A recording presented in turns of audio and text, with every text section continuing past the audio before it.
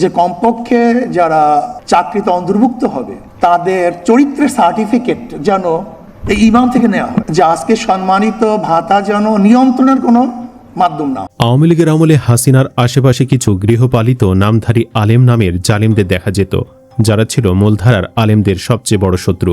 হাসিনাকে তোলমর্দন করে স্বার্থ সিদ্ধি লাভ করাই ছিল তাদের লক্ষ্য। তবে ব্যতিক্রম ছিল, সে সময় কিছু আলেম ছিল যারা হাসিনার বিরুদ্ধে দাঁড়িয়েছিল। তেমনি একজন শায়েকে চরমনায় মুফতি ফয়জুল করিম। অনেকে তাকে পছন্দ করে না রাজনৈতিক কারণে, তবে তিনি এবার দেশের লাখো ইমামদের পক্ষে এমন একটি কাজ করেছেন যা করার সৎসাহস অন্যদের নেই। স্বয়ং প্রধানমন্ত্রী তারেক রহমানের সামনে দাঁড়িয়ে তিনি ইমামদের কয়েকটি দাবি তুলে ধরেছেন, যা প্রশংসিত হচ্ছে গোটা দেশব্যাপী। কি সেই দাবি, চলুন দেখে নেই। ইমাম মুয়াজ্জিন ও বিভিন্ন ধর্মীয় নেতাদের সরকারি সম্মানী প্রদান কার্যক্রমের উদ্বোধন করেছেন প্রধানমন্ত্রী তারেক রহমান। শনিবার বেলা 11:15টায় রাজধানীর ওসমানী স্মৃতি মিলনায়তনে এক অনুষ্ঠানে বগুড়ার বাইতুল রহমান সেন্ট্রাল মসজিদের ইমাম হোসেন আহমেদ আবদুল্লার হাতে সম্মানী চেক তুলে দেন প্রধানমন্ত্রী। সেখানে উপস্থিত ছিলেন মুফতি ফয়জুল করিমও। সেখানে ফয়জুল করিম সংক্ষেপে 4টি পয়েন্ট নিয়ে কথা বলেছেন। তিনি বলেন, মাননীয় প্রধানমন্ত্রী, যদি আসলেই ইমামদেরকে সম্মানিত করতে চান তাহলে ইমাম খতিব সাহেবরা যতক্ষণ কোরআন ও সুন্নাহ বিরোধী কথা না বলবেন ততক্ষণ পর্যন্ত তাদেরকে যেন সরকার থেকে কোনো বাধা না দেওয়া হয়। কারণ ইতিপূর্বে দেশের মানুষ দেখেছে ইমামদের কোনো কথা সরকারের বিরুদ্ধে গেলেই তাদেরকে জেল জুলুম দিয়ে দমিয়ে ফেলা হতো। এরপর তিনি বলেন, সরকারি চাকুরির ভেরিফিকেশনের জন্য আবেদনকারীকে মসজিদের ইমাম সাহেবের কাছ থেকে চারিত্রিক সনদ নিতে হবে, কারণ একজন ইমামই সবচেয়ে ভালো জানেন তার এলাকার কোন মানুষ কেমন। ফয়জুল করিমের উত্থাপিত এই দাবিটিও অনেকের কাছে পছন্দ হয়েছে। 3 নম্বরে ফয়জুল করিম বলেন, সভাপতিকে সালাম না দেওয়ার মতো তুচ্ছ কারণে ইমাম মুয়াজ্জিনদের চাকরি চলে যায়, এটা অন্যায়। কী ধরনের ভুলের কারণে ইমাম মুয়াজ্জিনকে অব্যাহতি দেওয়া হবে তার সুনির্দিষ্ট বিধিমালা প্রণয়ন করতে হবে।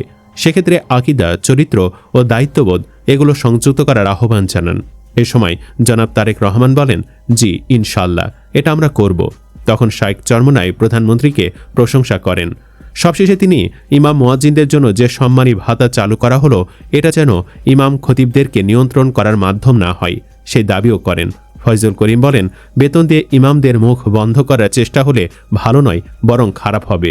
তিনি দাবি তোলেন, এই ভাতা যেন তাদের দায়িত্ব স্বাধীনভাবে পালনের জন্য সহায়ক হয়। এ সময়ও প্রধানমন্ত্রী শায়েকের দিকে তাকিয়ে তাকে আশ্বস্ত করেন। এই দাবি তোলার পর অনেকে শায়েকে চরমনাইকে ধন্যবাদ দেন। চৌধুরী রিজন নামে একজন লিখেছেন, আজকে যখন অনেকেই প্রধানমন্ত্রীর সামনে তৈলাক্ত বক্তব্য দিচ্ছিলেন, আপনি তখন জরুরি কথাগুলোই সুন্দরভাবে উপস্থাপন করলেন। নারী নেতৃত্বমুক্ত এবং নারীদের অবাধ অংশগ্রহণমুক্ত যে কোনো রাষ্ট্রীয় ও জাতীয় স্বার্থ সংশ্লিষ্ট প্রোগ্রামে ইসলামী আন্দোলন বাংলাদেশের অংশগ্রহণ থাকতে হবে। এদিকে ফয়জুল করিমের এই বক্তব্যের পর সবচেয়ে আফসোস করছে বরিশালের লোকজন, কারণ তারা যাকে ভোট দিয়ে সংসদে পাঠিয়েছিল সেই মুজিবুর রহমান সরওয়ারকে প্রথম দিনে সংসদীয় অধিবেশনে দেখা যায় তিনি ঘুমাচ্ছেন। ভোটে হেরে অবশ্য অখুশি নন ফয়জুল করিম। তিনি বলেন, জনগণ আমাকে দিয়ে খেদমত করাতে চায়নি, আলহামদুলিল্লাহ আমার থেকে দায়িত্ব কমে গেল। কথাগুলো শুনে বুঝলাম দায়িত্বকে তিনি ক্ষমতা হিসেবে দেখেননি, দেখেছেন আমানত হিসেবে। পদ হারালে অনেকে কষ্ট পান, কিন্তু তিনি শোক না করে শকর করেছেন। এই সরল স্বীকারোক্তি, এই বিনয় মন ছুঁয়ে যায়। ভালোবাসা আসলে এমন মানুষদের জন্যই বাড়ে যারা দায়িত্বকে সম্মান করেন আর সিদ্ধান্তকে তাকদীর মনে করে মেনে নেন।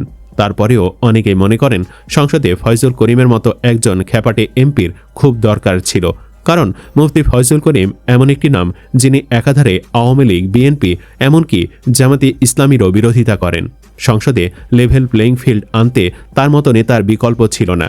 তাছাড়া আজকের পজিশনে ফয়জুল করিম এমনি এমনি আসেননি।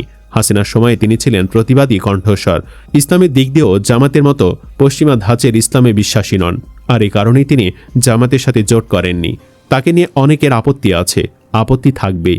কেউ গালি দেয়, কেউ সন্দেহ করে, কিন্তু রাজনীতিতে কথা নয়, কাজই আসল।